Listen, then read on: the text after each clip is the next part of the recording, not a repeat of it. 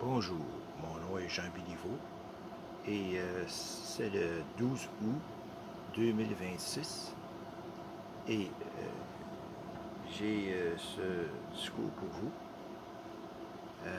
et ça s'appelle le magnifique symbole de guidance, de sagesse et d'espérance. Oui. Euh, que peut apporter le magnifique à l'humanité? Cette question ne concerne pas seulement une croyance, elle concerne notre manière de comprendre l'être humain, la nature, le divin, la conscience et notre avenir. Le magnificisme trouve ses racines dans la philosophie. Il commence par la réflexion, le questionnement, la cohérence, la raison et la liberté de conscience. C'est pourquoi je vous présente, je veux présenter le magnifique avant de, avant, avant tout, comme un symbole spirituel et philosophique, et non comme une affirmation scientifique sur la nature littérale de Dieu. Le magnifique représente une aspiration, celle de réunir l'intelligence et la sagesse, la matière et l'esprit, la raison et la spiritualité, l'être humain et la nature. Le Père, le Fils, non, c'est-à-dire le Père, la Mère et le Fils.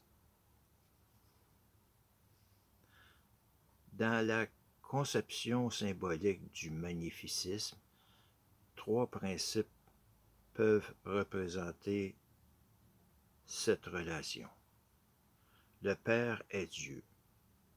Il représente le Dieu unique et universel, la source divine, la lumière et le principe spirituel. La mère est la nature nourricière. Elle représente la terre, la matière, le corps, la vie, euh, les instincts, les émotions et l'expérience concrète de l'existence. Le Fils. Le Fils, le Fils est le magnifique. Le magnifique représente symboliquement la rencontre entre le Père et la Mère, entre le divin et la matière, entre la lumière et la terre, entre la spiritualité et l'existence concrète. Le Fils appartient donc symboliquement aux deux dimensions. Il peut chercher la lumière du Père tout en demeurant profondément enraciné dans la nature de la Mère. Bon, ensuite, l'incarnation comme symbolisme spirituel. Dans le magnificisme, je préfère parler de l'incarnation symbolique du divin plutôt que d'affirmer comme un fait que Dieu s'incarne physiquement dans une personne.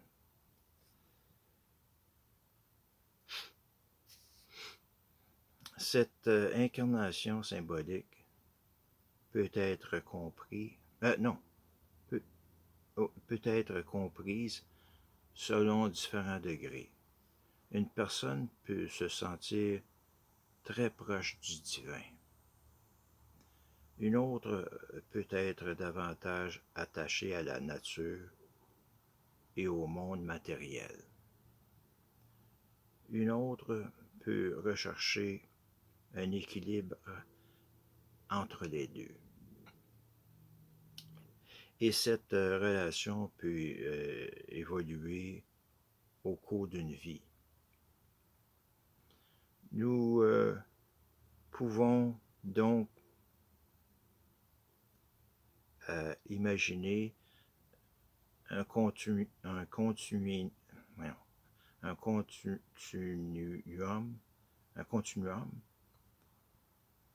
entre le spirituel et le matériel. Ouais. Certains moments nous rapprochent de la lumière. D'autres nous ramènent vers la terre. Et parfois, nous avons besoin des deux. La magnificence représente justement l'équilibre dynamique entre ces deux dimensions. La nature n'est pas l'ennemi du spirituel.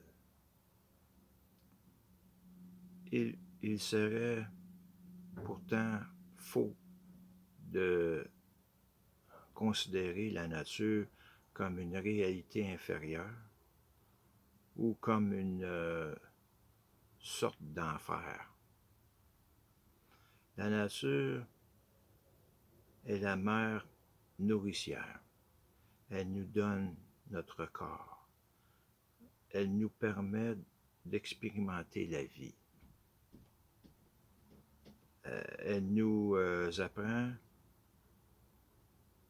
par les sensations, les émotions, les relations, les difficultés et les limites de l'existence matérielle.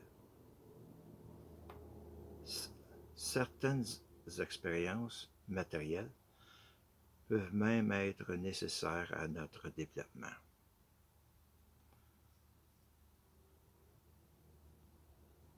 Nous ne pouvons pas apprendre uniquement dans la lumière. Nous apprenons aussi dans la difficulté. Nous apprenons dans des limites. Nous apprenons dans notre rapport au corps. Nous apprenons dans nos relations avec les autres. Nous apprenons dans notre relation avec la terre. La nature peut donc être une école de l'âme.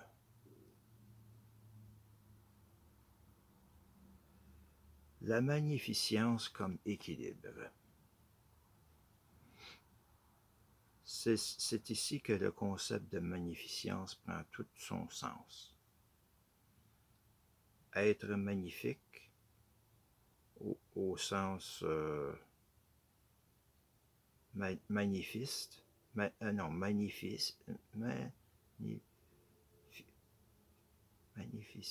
magnificiste, ouais. Ne signifie pas abandonner la matière pour devenir exclusivement spirituel.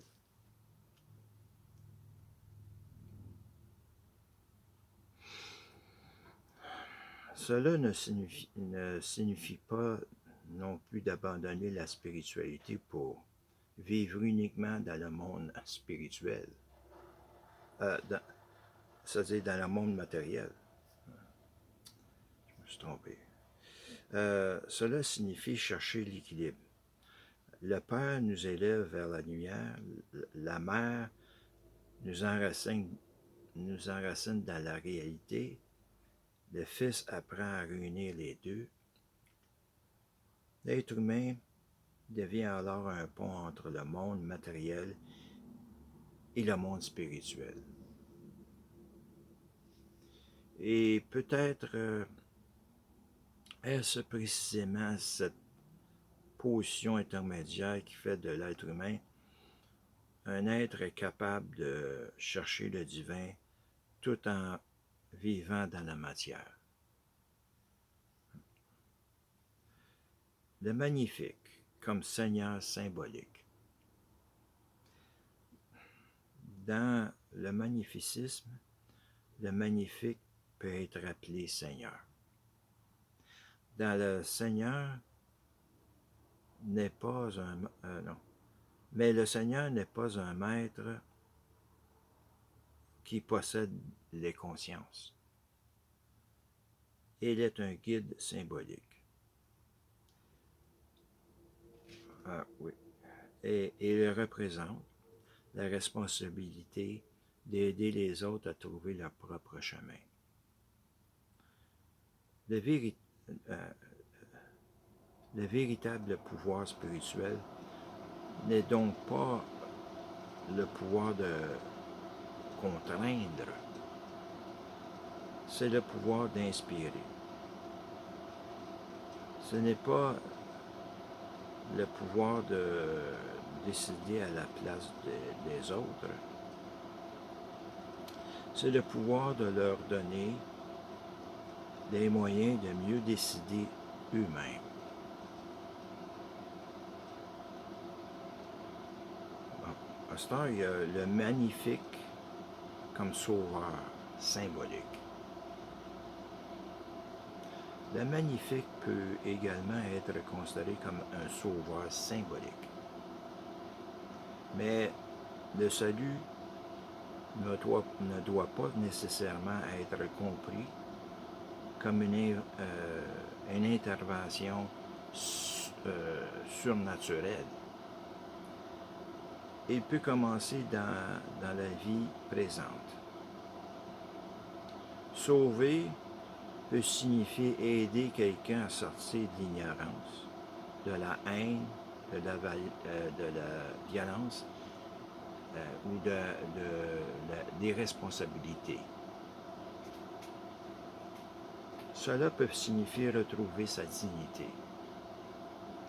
retrouver sa conscience, retrouver sa capacité de penser, retrouver son lien avec les autres et avec la nature.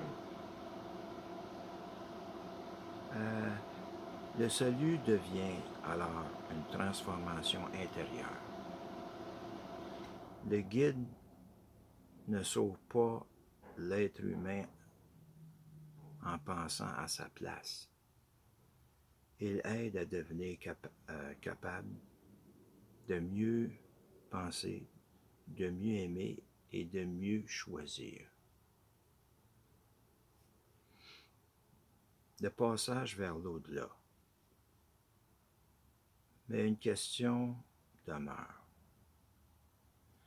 Que devient l'être humain lorsque sa vie terrestre prend fin? Le magnificisme ne prétend pas connaître cette réponse avec certitude.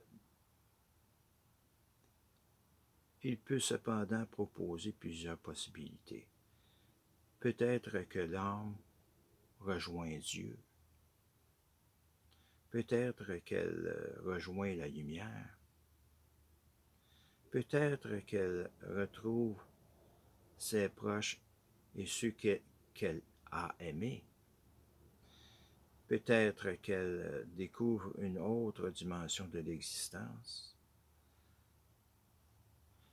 Peut-être qu'elle revient dans une nouvelle vie par la réincarnation. En tout cas, et peut-être que plusieurs de ces possibilités peuvent être combinées dans une réalité que nous ne comprenons pas encore. Nous pouvons laisser cette question ouverte. Maintenant, le paradis. Dans cette conception symbolique, le paradis peut représenter un état de proximité avec Dieu, avec la lumière, avec l'amour et avec une conscience plus élevée. Une personne pourrait espérer et retrouver ceux qu'elle aime. Elle pourrait espérer rejoindre Dieu, que le magnificisme représente symboliquement comme le Père. Elle pourrait également espérer retrouver la présence spirituelle du magnifique comme guide. Mais le paradis ne devrait pas être présenté comme une destination dont nous possédons une carte.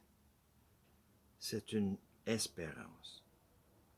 Et cette espérance peut être nourrie par la manière dont nous avons vécu.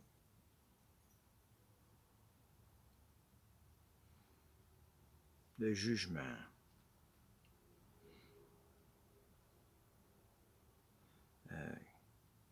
Qui décide si une personne est digne de cette espérance? Dans une perspective magnificiste, il pourrait exister plusieurs niveaux de jugement. Il y a le jugement des autres, ceux qui ont partagé notre existence et qui ont été témoins de nos actions.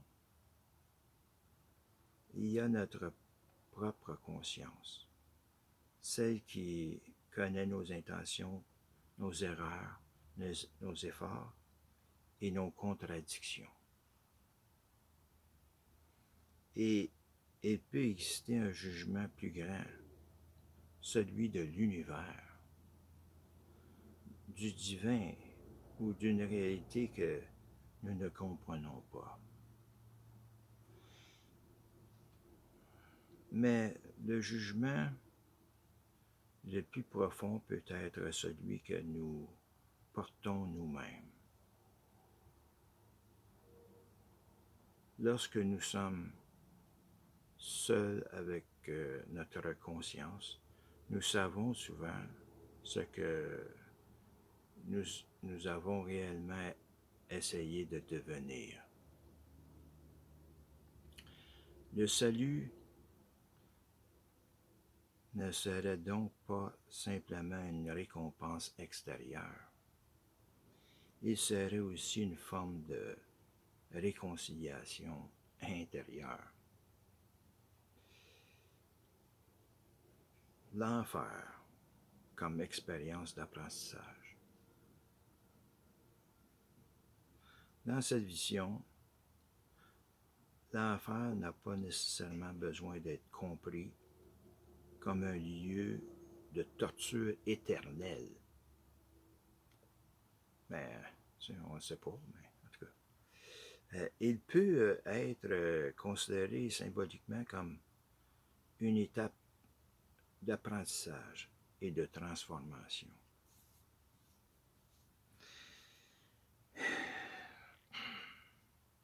Une âme pourra avoir besoin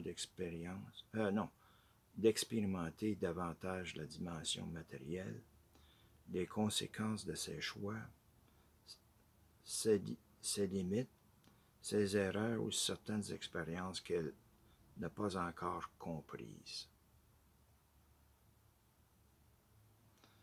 L'enfer deviendra alors moins une condamnation qu'une expérience nécessaire à l'évolution.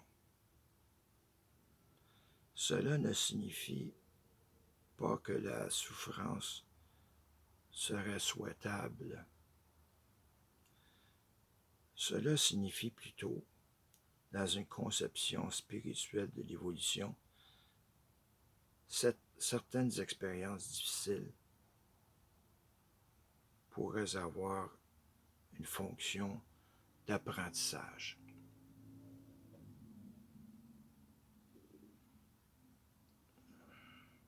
Vers la lumière. Mais si nous cherchons une direction pour notre évolution, le magnificisme peut privilégier symboliquement le mouvement vers la lumière. Non pas parce que la nature serait mauvaise, mais parce que la lumière représente la connaissance, la sagesse, l'amour, la conscience et le rapprochement du divin.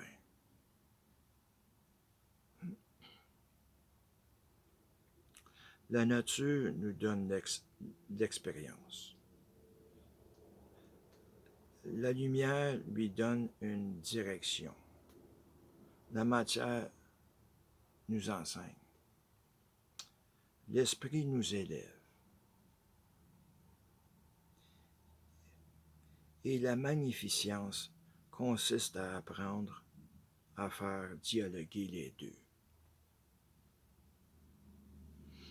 La réincarnation. Pour ceux qui croient à la réincarnation, cette évolution peut se poursuivre à travers plusieurs existences. Une âme pourrait revenir vers la nature pour apprendre ce qu'elle n'a pas encore appris ou compris. Elle pourrait ensuite rechercher davantage la lumière. Elle pourrait connaître différentes expériences, différentes relations et différentes formes d'existence. Et progressivement, elle pourrait chercher un équilibre plus profond. Dans cette perspective, aucune étape ne serait nécessairement inutile. Même l'expérience matérielle pourrait contribuer à l'évolution de la conscience.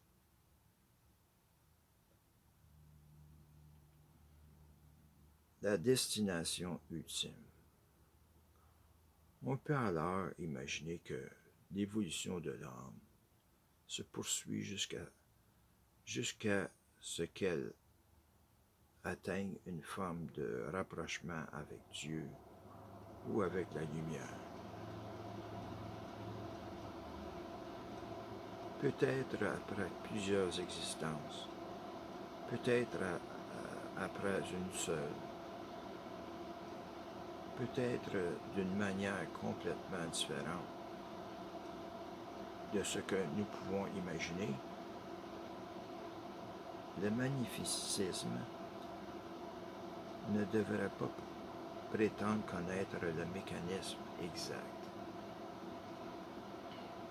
Il peut simplement proposer cette vision comme une possibilité spirituelle. L'important est que le chemin tende vers davantage de conscience, de sagesse, d'amour et de responsabilité.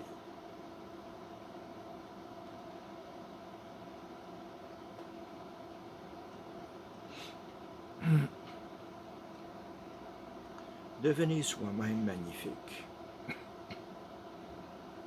Et si le magnifique est un guide, son objectif ne devrait pas être de créer une indépendance, ou plutôt une dépendance, oui, envers lui. Au contraire, le véritable succès du guide serait que ceux qui le suivent deviennent eux-mêmes capables d'incarner les qualités qu'il représente. Ainsi, dans un sens symbolique, nous pouvons tous devenir des magnifiques. Non pas devenir Dieu au sens littéral, mais développer davantage de sagesse, développer davantage de conscience, et développer davantage de compassion, développer notre relation avec la lumière, développer notre relation avec la nature et apprendre à équilibrer les deux. Le magnifique ne serait donc pas seulement une personne. Il deviendrait progressivement un idéal humain et spirituel que chacun peut chercher à approcher.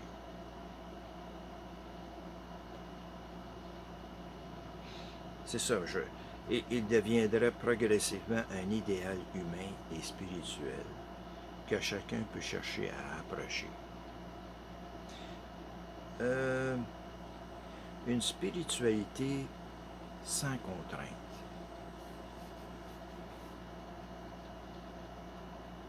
Je ne demande pas à l'humanité d'abandonner ses croyances. Je ne demande pas à quelqu'un de renoncer à son Dieu. Je ne demande pas à quelqu'un de croire à une conception précise de l'au-delà.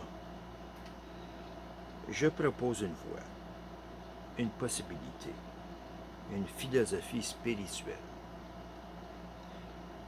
Chacun reste libre. Celui qui veut celui qui veut aller davantage vers la lumière peut le faire. Celui qui a besoin d'approfondir son rapport à la nature peut le faire. Celui qui cherche l'équilibre entre les deux peut le faire. Et celui qui ne croit pas au divin peut également être respecté.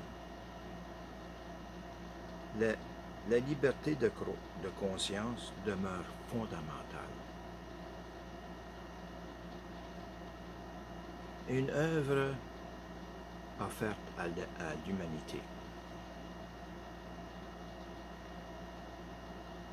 Je suis également conscient que toute grande œuvre spirituelle naît dans une culture, une histoire, une langue et une expérience humaine particulière.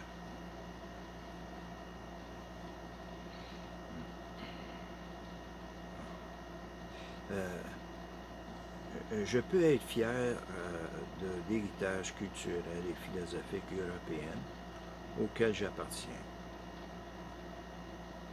de ces grandes questions existentielles, de ces traditions philosophiques, littéraires et spirituelles, tout en reconnaissant pleinement les immenses contributions des autres cultures et civilisations. Aucune culture n'a le monopole de la sagesse. Aucune nation ne possède à elle seule la vérité. Et aucune tradition ne devrait considérer son héritage comme supérieur à la dignité des autres peuples. Mais l'universalité d'une œuvre ne signifie pas que son auteur doit disparaître derrière elle. Si je présente le magnificisme à l'humanité, je souhaite qu'il puisse être librement accepté, discuté, transformé ou refusé par ceux qui le découvrent. Mais je souhaite également que son origine soit reconnue. Cette œuvre est mon œuvre.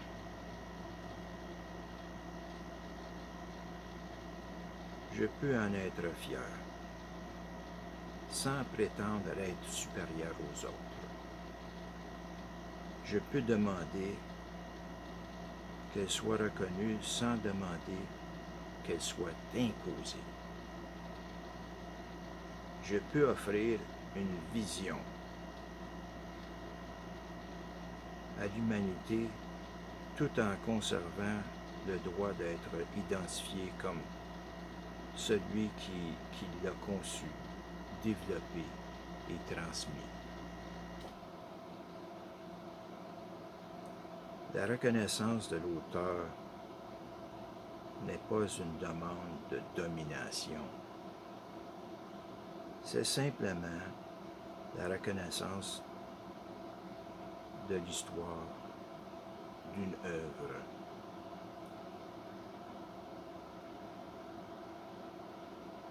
Conclusion. Entre la lumière et la terre.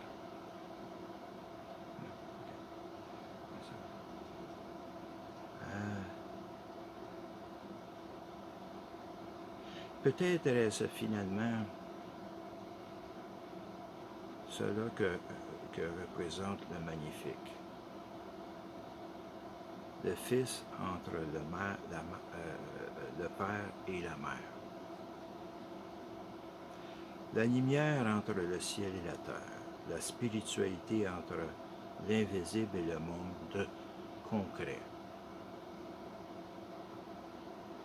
La conscience entre la matière et le divin. Le guide entre l'espérance et la raison. Le Père représente Dieu et la lumière. La Mère représente la nature, la matière et la vie. Le Fils représente le rencontre dans la conscience humaine. Et la magnificence représente la possibilité de transformer cette rencontre en sagesse. Lorsque nous vivons, nous pouvons chercher l'équilibre.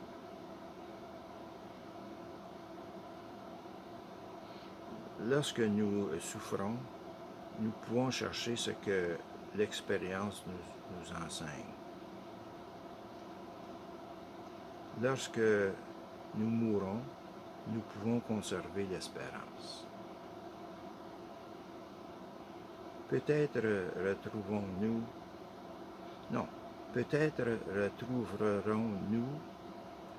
ceux que nous aimons. Peut-être rejoindrons